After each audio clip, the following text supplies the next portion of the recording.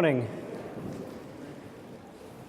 Well, thank you very much for coming. A few minutes ago I was worried that there were only going to be 4 or 5 people in the audience, but it's great to see such a packed audience. And you've come so far, by which I mean the other end of the stadium where the breakfast was served. So, title of my talk today is What Makes a Good Plan and How Do You Know You've Got One?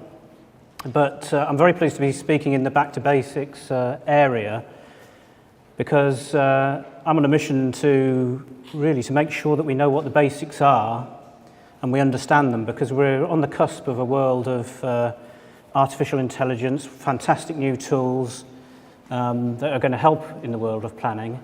And I think it's vital that we really do understand what the basics are. Maybe we challenge what some of the basics are, but we understand what they are before we break the rules. So this is a talk about back to basics, but first I will introduce myself. So I'm going to talk a bit about where I've come from and what gives me the right to stand up here, if anything does.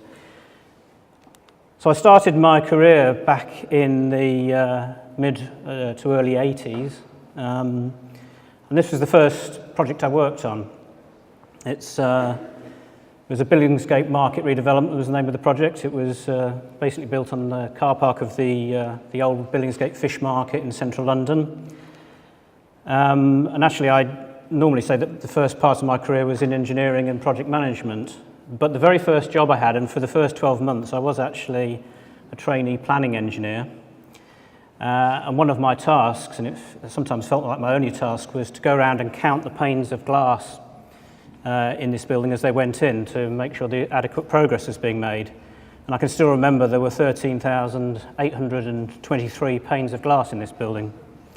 I'm making the 23 up, by the way, but I can still remember the number of panes of glasses, and if that is an indicator of somebody who was destined to move into project controls, I don't know what is, except for the fact that when I was putting this presentation together, I thought, actually I better check.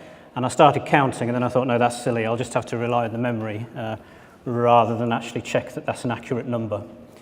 But perhaps as a good project controller, I should have done that. So as I say, after a year working in project controls, I did move into engineering. This photograph is of the Palm Court at Alexandra Palace. And although it's quite obscure, it's actually one of my proudest achievements as an engineer. Hidden in the background of that picture, you may be able to just make out a pyramid-shaped fountain, which to anybody in the industry looking at that would say, obviously that's a precast fountain, but in order to save money, it was decided to actually cast this in situ. So it was, I think, quite a feat of the engineer, but also of the chippies who did the formwork and poured it. We actually budgeted for, I think we allowed for breaking out and recasting one section on each of the 2 fountains, and we did end up breaking out one. That was the day I was off, by the way. But it was the start of a career that saw me spend 10 years in engineering roles and section manager roles, and eventually leading to roles as project manager. I then moved to a refurbishment, or rebuilding I should say, of Smithfield Market, and this is when my interest in planning really started. In actual fact, it was the best project on the company's books, or coming up on the company's books at the time, and I was prepared to do quite a lot in order to get onto the project, including moving back into planning, which I duly did. And actually that was the start of a career in project controls as well. The director of that project, sadly no longer with us, but really acted as my mentor. So we're talking about 97, 98 now. And he had read all the literature around earned value analysis that was available at the time, which was a half page in a book that I'll come back to talk about right at the end of my talk. And we put it into place and made it work. And the next job, which represents all the rest of my career, was doing much the same thing on the building of, or the reconstructing of the lawn area at Paddington Station. Another great job, and actually the story about this project was, I mentioned the director was my mentor. He had a theory that we would attempt to hand over projects when they were about 85% complete. This job proved him right. We actually managed to hand it over when it was 83% complete. It was rather important we did so. The Queen was coming to open the area on a certain date, and it had to be ready, and it certainly looked ready. But a lesson is that remaining 17% of the work is very, very difficult to complete when you've actually opened the area to the public. And much the same in office developments that are then occupied or whatever piece of infrastructure, really. So that taught me about the importance of actually getting things complete and really understanding what complete meant. It doesn't mean it's ready for use, it means it's complete. Very quickly, latterly in my career, I've been involved, or been lucky enough to be involved in a couple of excellent publications. I'm going to mention one in particular quite a lot. I want to stress I don't earn a penny out of this. All the money goes to furthering the science of project controls. Firstly, the Chartered Institute of Building published this in 2000. I'm just trying to think whether I can remember the year. 2010, I think it was. Second edition is due out later this year. And then secondly, I was even more heavily involved in this book, which is the APM's Planning, Scheduling, Monitoring and Control. And if anybody's interested after listening to me talk, the APM do have a stand here. I don't think they have books for sale, but they do have discount vouchers, so it might be worth visiting that and grabbing hold of a discount voucher. It's aimed at everybody, this book, so it's intended to be written in very simple language that can be understood, as simple as it's possible to be. And it's really aimed at, I hope, all levels. Certainly, when we had it reviewed by people at the start of their career, and I certainly, keep a copy by my desk as well to remind myself what I actually think sometimes. I'm just going to pause every so often and let you read quotes. So what I'm doing with this is trying to add a bit of value by standing on the shoulders of giants, if you like, by quoting from various eminent people. And I hope this is a little bit of a learning experience. Not in the way that Douglas Adams mentioned, I should add. So, the main body of my talk, what am I going to talk about? I'm going to give you a definition of planning and project control. I'm going to ask the question, what is it for and what's it really for? And there are a number of purposes for each, and there are a number of core purposes for each. So I'm going to hopefully answer that question. And then I'm going to talk in several ways about what we must do to do it well. I'm going to do that in a couple of ways, including offering you a set of what I think are golden rules for what planning and control should be. And I'm also going to look at how do we know if we're doing it well, the sort of things we have to think about. I can't necessarily give definite answers, but I can give you routes to the answer of how we check that we're doing the job well.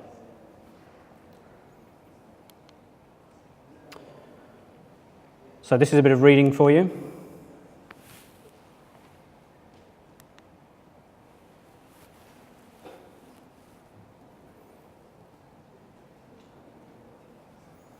Do we recognise that? I've used this so much. It comes from Sir John Harvey Jones. I feel these days like I have to explain who he was. He was the chairman of ICM, and he took over British Leyland, a troubled car manufacturer in the 1970s, really as a troubleshooter. He was probably the first businessman to achieve celebrity status, which he cemented by undertaking a television series called Troubleshooter. I've always liked this quote because I think it tells us how we like to behave rather than we should behave. So I don't know about you, but when I'm tackling a project at home, I never plan it. It's much more fun to actually get the tools out and start doing something. And it's then a mystery why it takes 3 weekends instead of 1. And also most of the time is spent going back to the tool cupboard to get more tools out. So, in attempting to define planning, I've firstly said that it's about cost, management of time, I'll come back to this. Management of resource, risk.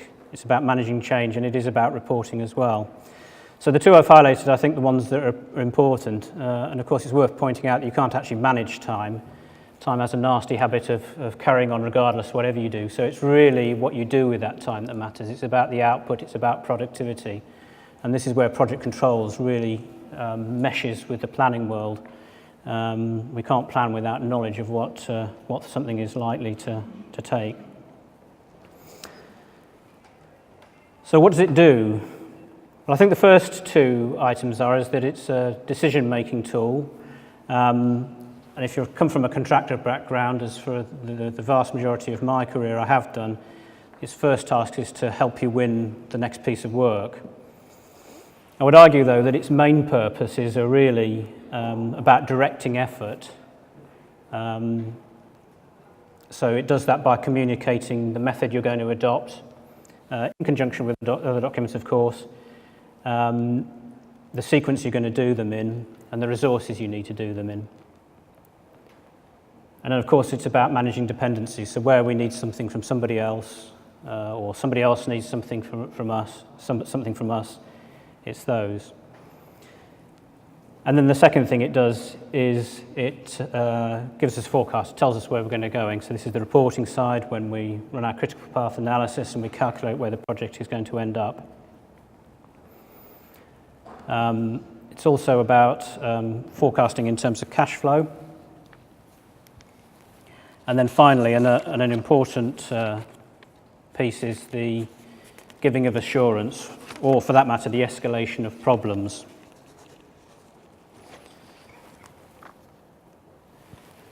So,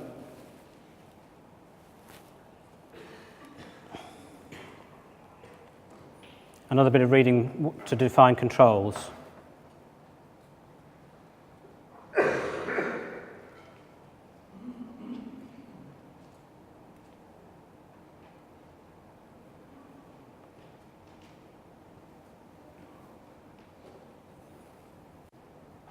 Okay, so this points to what controls is really. I think it validates the fact that trends continue into the future because most people do what they've always done. I doubt whether anybody knows where this comes from, but anybody who's read Alexander McCall Smith may recognise the style. It's actually slightly paraphrased from one of the #1 ladies detective agency's books. So what it's saying is plans are all very well, but if you actually want to know what's happening in the future, watch what's been done to date. What's the performance been? So the definition of project controls, again, I'm going to offer the same definition. It's about the management of scope, cost, time, resource, risk, change, and reporting. Or to put it another way, it's about the creation of cost and time plans, setting of targets, and checking achievement of those targets so that you can forecast the outcomes, as we talked about before, but perhaps in a slightly different way. The central aim of both planning and controls, though, is to improve the outcome of the project. And that's something that as planners, as controllers, we need to keep in mind. I think we're not just there to produce data, we're there to produce data that becomes a tool that makes a difference. So what does good project controls do? I'm just going to pull up the first few items.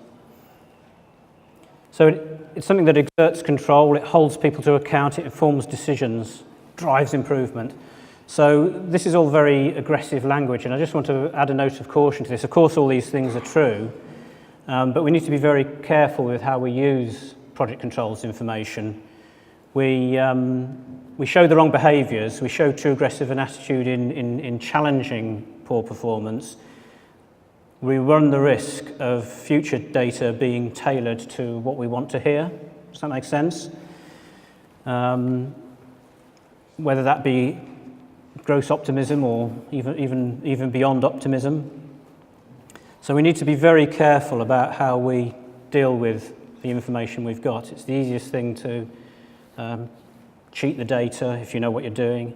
So we must get the behaviours right when we're controlling projects and producing data.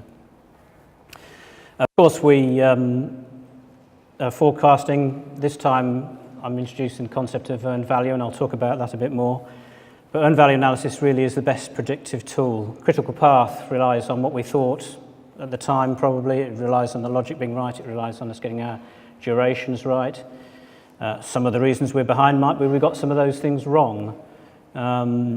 So it's very much a better predictor of where we're likely to end up unless we make some changes. And again, I emphasise the positive point of making those changes. And of course, there's cash flow and there's assurance and escalation. And the point I really wanted to make about both of these is it needs the active participation of all involved. So we can have tick in the box project controls, or we can actually do something with it. And as a final quote, for the moment, project control is a catalyst for action. That's what we need it to be. That's what we need it to do. So in terms of planning, what do we do? So we take information. I've represented information in the form of a set of drawings here. But it's more than drawings. It's specifications, it's limitations we've got, it's knowledge of the outputs we've got, and all that good stuff. And we turn that into a network. We don't often display them like that anymore, but this is what the software is doing. A sequence of activities through which a critical path will run. And again, one thing I'd like to emphasise is in the world of planning and controls is presentation is key. Communication is actually key. So how we present the plan is very important. So at the highest level you have here, it's a sanitised version, but the bar chart there, which you can almost nearly read, I could probably explain it to you in 5 minutes. That represents £250 million worth of work. Now, of course, there's detail behind that, and there's much more thinking behind that. But as a way to get the first impression of what a project is all about across, that has more value than a 100-page program or whatever. And secondly, and I'll come back and again talk about this if I don't run out of time, is time chainage, which is just a different way of displaying stuff. As I say, I'll talk about that a bit in a moment. So that's what we must do, and then we must look at how we measure progress, etc., and how we take corrective action. This is a nice little graphic that really displays all of that. So it's about understanding what our scope is. It's about putting structures in place, whether that be work breakdown structure, organisational breakdown structure, etc. It's about planning and estimating, and then budgeting, adding the baseline figures to planned activities, and then the key moment of setting a baseline. And then following on from that, it's about collecting the actuals, measuring the progress, etc., etc. And again, at the end, I make the point that doing something with the information is the key to the process, is the last step of the process. So, how do we know if we're doing it well? Well, what does the book say? It says that fundamental checks of the schedule should confirm that the project scope has been included. The schedule describes the right methods or the best method for delivering the work. And the content, it talks some stuff about the content, what the contract deliverables are, what the constraints are, and what the key dates are. So I was going to highlight that, but as you can see, the slide has not quite worked. So what does the APM book talk about? It talks about two things, and I'm going to suggest that there are two other areas that we need to check as well. So the first thing is planning checks, which is making sure that we've got the right scope and administration. And it talks about scheduling checks, things like the DCMA 14-point checks, which I don't know if familiar to people, but I will talk a little bit about those in a moment. There are also engineering checks. Now, by that I mean the checks that require experience and knowledge of the industry we're in. So in my world, the civil engineering checks or the building engineering checks, but it's what's pertinent to the particular type of project we're in, the knowledge of what goes first and how you can do things and different methods and so on. And then finally the process checks, which I'll touch on in a bit of detail as well, and that really relates to the individual project or the individual organisation. So I'm going to move through this fairly rashly. Planning checks are the sort of admin type of things, management issues, what the requirements are, that we've captured all the scope, etc. Scheduling checks I'm going to dwell on a little bit more. For those who nodded when I mentioned DCMA, there are 14 checks, and I'm just going to quickly look at those. I find some of the statements that are made in the specifications a little bit baffling. So, for example, logic is talked about now. Logic obviously is a good thing. It's what we build our schedules on. Apparently, it's acceptable to have 5% of things unlinked. So apparently a 95% linked schedule is acceptable. Now, the only way I can think of measuring that is looking for obvious missing links, open ends, etc. Frankly, even if you've got no open ends in a schedule, does that really mean you've captured 95% of the logic? So this one I think is slightly, well, it's interesting. I suspect it's trying to cope with things that don't require logic. But really it needs to be defined better. Leads, so leads is a negative lag. They are fundamentally illogical, and I fully agree that they're to be frowned upon. However, I would question whether at all densities of schedule they're irrelevant. So if we're talking about the very high level schedule that I showed you earlier on, for example, it'd be very difficult to logically link that without use of some kind of illogical linking. The word densities, by the way, what I mean by that is something that was defined by the CIOE book. That's talking about the levels of programs. So a high density schedule has got all your detail and it's got activities down to sort of weeks and maybe even days, whereas low density planning is much more high level and very much like the picture I showed earlier.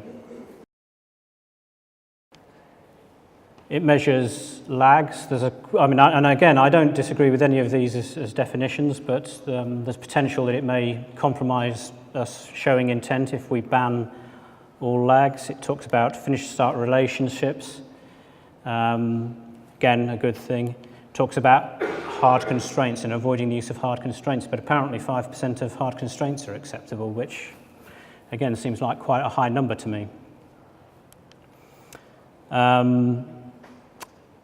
It doesn't like high float, which is a mystery. Provided we've got all the logic in there, isn't high float a good thing? It's, I understand that it might be a warning that there's more missing logic, but in actual fact, high float is a good thing. It gives us flexibility in the plan and the ability to smooth out resource curves, etc. And negative float is seen as a bad thing. Now, nobody would deny that it's a bad thing, but I would argue that it's a fact. We don't try and measure schedules by getting rid of a negative schedule. We want to show it and highlight where we've got difficulties. It's a warning of some things we need to do. High durations, again, implies things haven't been planned through, but what about rolling wave planning? Invalid dates, that's things such as actual completion dates in the future, hard to argue against them. Presence of resources in the program, hard to argue that that's not a good thing, but again, is it required for every density of schedule? And then these final ones, I think, are really more about the performance of the plan rather than the schedule quality check. So these get a little bit confused, and I must confess that I deliberately haven't explained these acronyms, and I don't really fully understand their value. One fundamental question to ask if you are following this set of checks, though, is what is actually an activity? We tend to have lots of things in our programs that aren't really activities, and one example would be retired activities. One of the fundamental principles is that we should never fully delete an activity. We preserve it so we don't reuse activity IDs. Do those count in these measures? I think clearly they should not.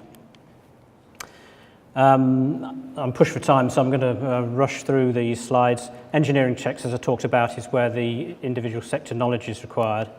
And then process checks. I'm not really expecting this to be read, but this is an example of the lengths you can go to if you want to check processes. So this is a document that covers all of the project control areas, from commercial areas, risk, planning, project controls in terms of reporting, etc. And it asks questions. It says, our procedures say this, are you doing it? And then, are you doing it well? So there's a rating system here of non-compliance, compliance, best practice. Projects are scored as a result. So you introduce an element of competition, if you like, and scoring into how well projects are doing in terms of their adherence to process. The other thing this has, and I think is very important, by the way, is it explains why the individual items are important. If you like, it justifies the procedures. So, in terms of the golden rules, programs must cover the full scope of works, as I've said, recognise key dates, as I think I've mentioned, must be based on sensible calendars, what the working hours for the project are.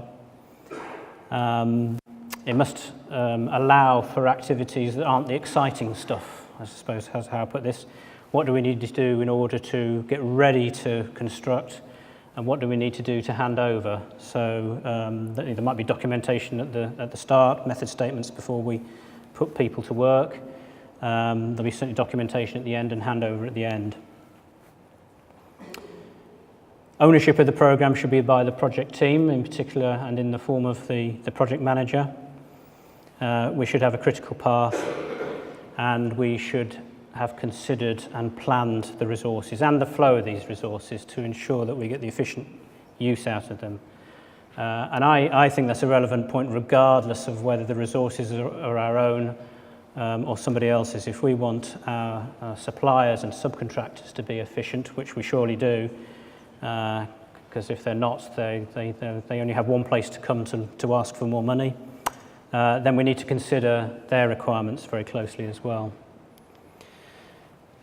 Unique activity IDs I've touched on. Activities covering no more than one trade or subcontractor. Baselines, I'd have loved to given a 10-minute presentation on baselines actually. Very important document, and also very important how we deal with them. It's no good having a baseline that we set at the start and say that's it and stick to it rigidly. It needs to be properly maintained.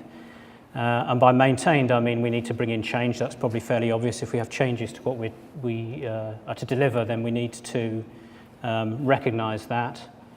But also, as we change, what we're intending to do is we develop more detail in the plan. We need to maintain the baseline so we can still measure against an original or a scope that we've set at the outset. Narratives are important. I personally advocate weekly progress updates as well. I think they are easier. Somehow it seems instinctively wrong that to update something on a weekly basis, in other words, 4 or 5 times a month rather than at a month end or whatever, feels like more work, but is it really? Certainly for me, I find that after a weekend, I find it very difficult to remember anything I said on Friday, never mind what was going on in the project. So a weekly update, I think, is much quicker and easier to deliver and will become more accurate. It's quite challenging on major projects to do that, and I recognise that, but it's something to aspire to. Be updated with changes as the contract changes. So how do you really know if you're doing it well? Well, you're doing it well if you've communicated the plan, or if you've communicated the progress and the mitigating actions that are required. But I think there's one thing we should remember about communication, and again, I'm going to quote from George Bernard Shaw. Does that feel right? It feels right to me. We often complain, communication is one of the key things we complain about in organisations, that it's not good enough from the top, or it's not good enough from somebody else. So we do all these fancy things. Do we actually really know that it's taken place? So it'd be a challenge to you, I guess, to how do we understand that we've communicated? It's a challenge for me as well. So really, in terms of communication, I think the best thing to do is to keep it as simple as possible. It's tailoring it to your audience. And we've looked at some of the methods already. There are Gantt charts. There's the time chainage charts. So for anybody who's not used these, very, very useful on particularly geographically spread out projects. So I'm heavily involved in HS2 at the moment, for example. Fantastic tool for projects like that, where there are linear works, and there are the works along the way that allow the linear works to happen, and that's what this kind of chart can display very easily. So again, it's a way of displaying a lot of work in a very simple one-page picture. And another example of something a little bit different is line of balance. Very rare to see it displayed like this actually, but really it's about outputs. It's highly suitable for repetitive work rather than stuff that changes all the time, but it plots the outputs. Maybe what I'm displaying there is your first plan, and you look at that and you make it more efficient by speeding things up, and you optimize your plan. And then there are other things like marked up drawings, which I'm not going to illustrate here. But if you want to know more about these things, then again I would point you in the direction of the book, which talks about these techniques and more, and explains them. So things that make for a bad plan: team not being involved, too much detail, and I suppose this is about what's appropriate. I think a lot of times we suffer from plans that are massively complicated in detail, and they look highly thought through. Is there really more thought that's gone into them, or is it actually harder sometimes to simplify things? So we need to get the level of detail right, and we alternatively think about where the day-to-day detail comes in. Is it in the main plan or not? And then secondly, have we got the right stuff in there? And I go back to the point I made about the purpose of the plan is to drive work. So do we need high levels of detail on producing of method statements, etc., etc.? There are probably better places to do that in separate trackers. Poor schedule design and lack of structure, poorly defined calendars. So very briefly, things that make for poor control. It's very often a requirement that we have to forecast our performance. And to me, that's a license for, should we say, undue optimism. It makes it very difficult in an unpredictable world to predict where we're going to end up. Getting the level of detail is right. Having many sources of data, overlapping reports. Now I've added automation here. Now automation is in my view a necessary evil. We need to be very careful about automation. It does make our life easy, but do we remove the human link? Do we remove the checking if we're using automated systems? Poor record keeping is another bugbear. Work breakdown structures need to be considered right at the start, really, before we start estimating projects. And then finally, as I think I've made the point, producing data but not actually doing anything with it. So, to quickly wrap up, two types of planner.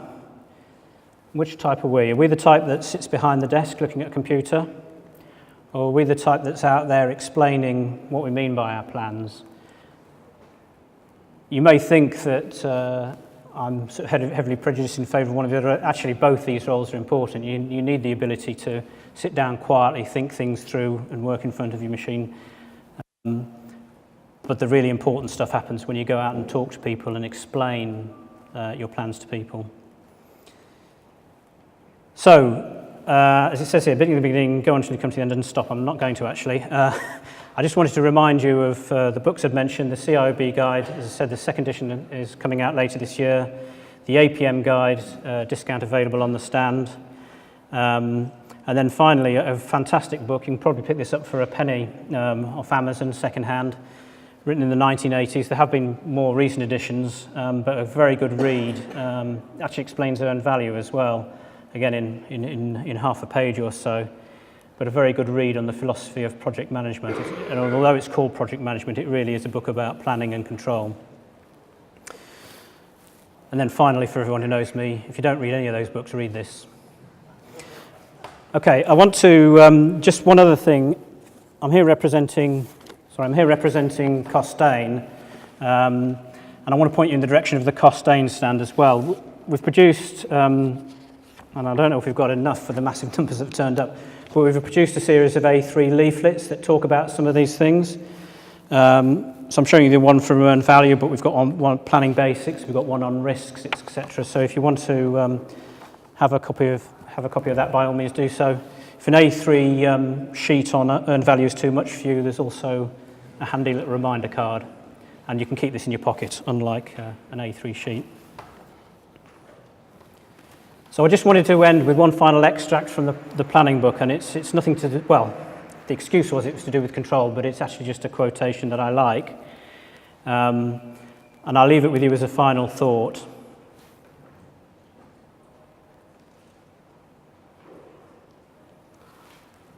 I hope you find that inspirational. I find it inspirational. I find it, to me, it's a lesson to look at. I mean, if you know anything about Maya Angelou, then she had a pretty hard life, and that's understatement. And it's about whatever happens to you, taking a positive attitude. And that's the thought I'd like to leave you with. Thank you very much for listening. I'm afraid I've run out of time, but I'm here all day if anybody wants to approach me for questions. I'll be more than happy to do my best to answer them. Thank you very much.